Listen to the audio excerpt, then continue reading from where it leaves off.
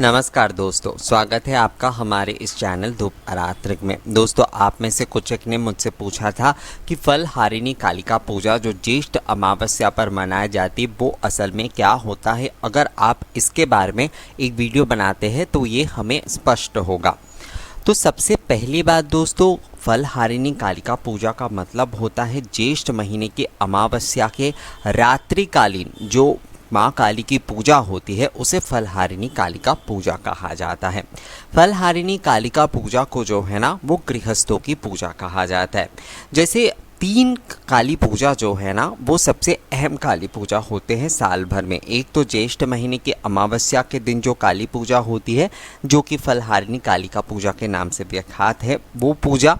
दूसरी जो है कार्तिक अमावस्या के रात्रि यानी कि दीपावली के रात्रि के समय जो कालिका पूजा होती है वो पूजा, जिसे दीपान्विता कालिका पूजा कहा जाता है।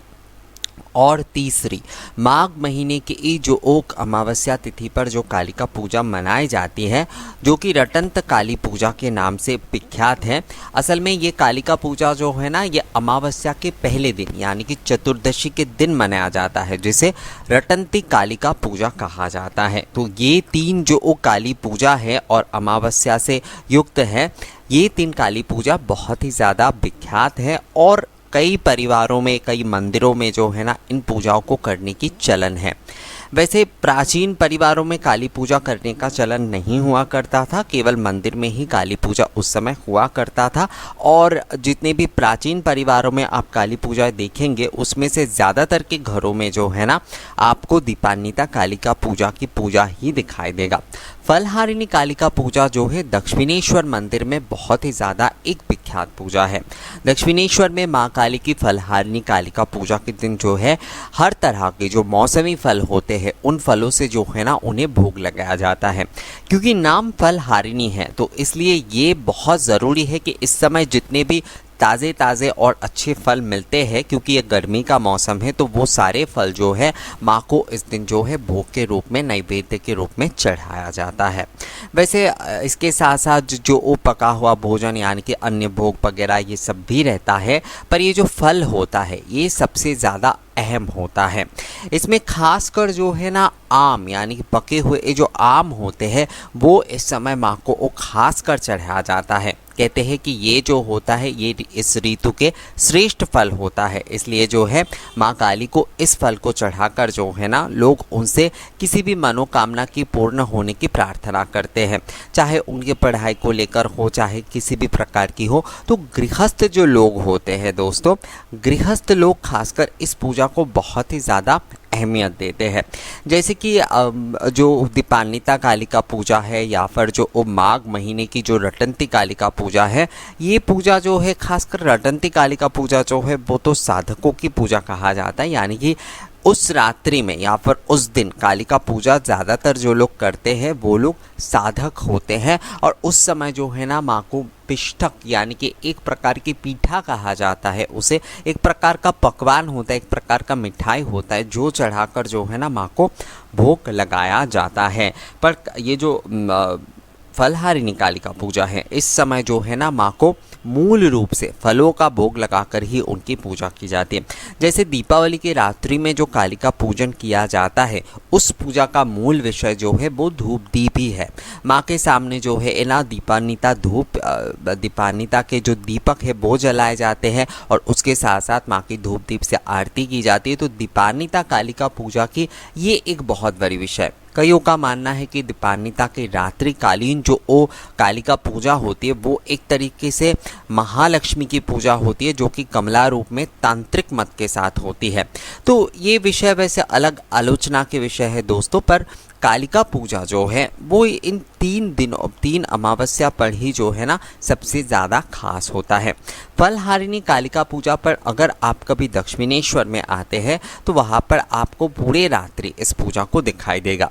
दक्षिणेश्वर मंदिर में सुबह 4 बजे जो है ना माँ काली की मंगल आरती के साथ जो है माँ की पूजा शुरू होती है, यानी कि माँ की दिन शुरू होती है। तो मंगल आरती के बाद माँ का स्नान का समय होता है और उसके बाद जो है माँ की धूप आरती की जाती है। क्योंकि माँ ने स्नान किया और कपड़े श्रृंगार वगैरह माँ ने किए, फूलों के जो श्रृंगार है वो माँ ने धारण किए, और उसके बाद जो है धूप के सुगंध से जो है ना पूरे मंदिर को और माँ को जो है ना आरती की जाती है, यानी पूरे मंदिर में धूप के सुगंध दिए जाते हैं और उसके साथ साथ माँ की धूप आरती की जाती है। इसे धूप आरती कहते हैं। इसके बाद जो है माँ की प्रतिदिन की जैसे कि दशोपचार से पूजा विधि के साथ पूजा होती है, उसी तरीके से माँ की पूजा की जाती है। और जो है दोपहर के समय जो है दोस्तों, दोपहर के समय माँ को भोग प्रसाद चढ़ाया जाता है। ये प्रतिदिन के नियम के अनुसार होता है, ये कोई इस समय विशेष नहीं होता है अलग से। क्योंकि क्या होता है ना, जब नित्य रूप में जहाँ पर पूजा होती है तो नित्य पूजा के रूल्स को ही फॉलो करना पड़ता है। तो माँ को जैसे जैसे चीज़ों का भोग लगाया जाता है, जैसे मछली का भी भोग माँ को चढ़ाया जाता है। तो इस नित्य पूजा में क्योंकि ये मछली का भोग चढ़ाने का नियम है, तो दोपहर में माँ को मछली का ही भोग विशेष रूप से चढ़ाया जाता है उस दिन भी। और उसके बाद माँ की भोग आरती होती है, उसके बाद माँ को विश्राम दिया जाता है और फिर 4 बजे जो है बैकाली आरती कहते हैं। उस समय जो है ना माँ को थोड़ा बहुत बतासे वगैरह, थोड़ा बहुत मिठाई वगैरह खाने के लिए दिया जाता है। हाथ मुंह धोने के माँ को जल दिया जाता है और एक आरती की जाती है। और उसके बाद संध्या के समय जो है ना माँ की संध्या आरती होती है। ये संध्या आरती जो होती है ये विशेष रूप से होती है। नित्य पूजा के ये जो सारे क्रम जो है 8 बजे तक ख़त्म हो जाता है और उसके बाद जो है रात्रिकालीन जो समय होता है, क्योंकि ये माँ काली की पूजा की शुरुआत जो है वो 11 से 12 बजे के भीतर करना होता है। तो फलहारिणी कालिका पूजा के दिन भी दक्षिणेश्वर मंदिर में जो है ना 11 से 12 बजे के भीतर ही जो है ना माँ काली की पूजा के संकल्प लिए जाते हैं। नित्य पूजा जैसे मैंने आपको बताया उस तरीके से होता है। और ये जो होता है क्योंकि फलहारिणी कालिका पूजा उस अमावस्या पर विशेष रूप से किया जाता है, तो इस पूजा के अलग से संकल्प होते हैं। हालांकि जैसे अलग से पूजा के संकल्प लेते हुए भी यहाँ पर कोई प्राण प्रतिष्ठा या फिर आवाहन ये सब कुछ नहीं होता है, क्योंकि माँ जो है वहाँ पर जो है माँ की वहाँ पर प्राण प्रतिष्ठा है और माँ साक्षात रूप में वहाँ पर विराजती है। तो पूजा में ये जैसे कि षोडशोपचार विधि से माँ की पूजा होती है। माँ को जैसे अर्घ चढ़ाया जाता है, पाद्य चढ़ाया जाता है, उसके बाद स्नानीय जल चढ़ाया जाता है, वस्त्र चढ़ाए जाते हैं, गंध पुष्प चढ़ाए जाते, फूल माला चढ़ाए जाते, धूप चढ़ाए जाते, दीप चढ़ाए जाते, माँ के नैवेद्य अमान्य चढ़ाए जाते और फलों का जो है ना माँ को भोग लगाया जाता है। इसके बाद जो है माँ के सामने 108 दीपक जलाए जाते हैं। ये दीपक जो है जलाना बहुत आवश्यक होता है। इसके पीछे एक तांत्रिक विधि और एक तांत्रिक नियम होता है जो कि काली पूजा में विशेष करके होता है। और ये आपको जो है ना दुर्गा पूजा के जो अष्टमी के दिन जो संधि पूजा है उसमें भी आपको ये चीज़ मिलेगा, क्योंकि ये शाक्त और जो तंत्र मत होते हैं उसके हिसाब से 108 दीपक जो है माँ के सामने जलाना ज़रूरी होता है और 108 लाल कमल के पुष्प जो है वो भी माँ को चढ़ाना ज़रूरी होता है। तो कमल के पुष्प और दीप माँ को चढ़ाने के बाद जो है माँ की एक बार आरती की जाती है और उसके बाद जो है माँ की हवन जो क्रिया होती है वो अनुष्ठान की जाती है। इसे यज्ञ कहा जाता है कई जगह पर क्योंकि यज्ञ जो होता है वो बहुत बड़ा आयोजन होता है। ये हवन ही होता है माँ काली के नाम पर, जो है माँ के बीज मंत्रों के साथ जो है ना उसमें आहुति दी जाती है और उसके बाद एक बार फिर से माँ की आरती करके जो है ना संपूर्ण पूजा जो है माँ को समर्पित कर दिए जाते हैं। अब इसके बाद माँ के प्रसाद वगैरह इन लोगों में बांटे जाते हैं। बहुत सारे लोगों का एक सवाल होता है, मुझे पता नहीं ये सवाल क्यों होता है, कि माँ काली की जो प्रसाद है यानी कि माँ को जो फल मूल ये सब कुछ चढ़ाया जाता है क्या उसे खाना नहीं चाहिए? तो ऐसा कुछ भी नहीं है, वो हर कोई खा सकता है। माँ का प्रसाद है दोस्तों, ऐसा कुछ नहीं है। गुप्त नवरात्रि के विषय जो होता है, तो गुप्त नवरात्रि के पूजा में ऐसे कुछ नियम होते हैं जो कि उस समय प्रसाद को जो है ना दान से चबाकर नहीं खाया जाता है, उसे जो है पानी में विसर्जित किया जाता है। पर ऐसा नहीं है कि अमावस्या के दिन माँ काली की पूजा के जो प्रसाद है वो आप नहीं खा सकते, वो आप बिल्कुल खा सकते दोस्तों, उसमें समस्या बिल्कुल नहीं है। आप अगर आपके आसपास आपके कोई मंदिर है तो वहाँ पर आप इस दिन जाइए और कम से कम 2 आम जो है ना, पके हुए जो आम आपको मिल जाते हैं या फिर कोई भी मिल जाते हैं। आजकल तो बाज़ार में सच में इतना मुश्किल हो गया है, कई तरह की चीज़ें बहुत जल्दी ख़त्म हो रहा है लॉकडाउन की वजह से। तो जो भी आम मिल जाता है, जो भी फल आपको मिल जाता है, वो आप एक मत लीजिए, वो आप 2 लीजिए, यानी कि जोड़े में लीजिए। चाहे आप आम लेते हैं, चाहे आप अनानास लेते हैं, या फिर आप नारियल ही ले रहे हैं, या कच्चे डाभी आप ले रहे हैं, तो ये जो भी सारी चीज़ें हैं ना, वो आप 2 ले लीजिए जोड़े में। जैसे कि मैं हर समय आपको कहता हूँ ना, जोड़े में धुनुची जलाने की, यानी कि 2 धुनुची जलाने की। तो जोड़े में जब आप चढ़ाते हैं ना, तो उसे संपूर्ण माना जाता है।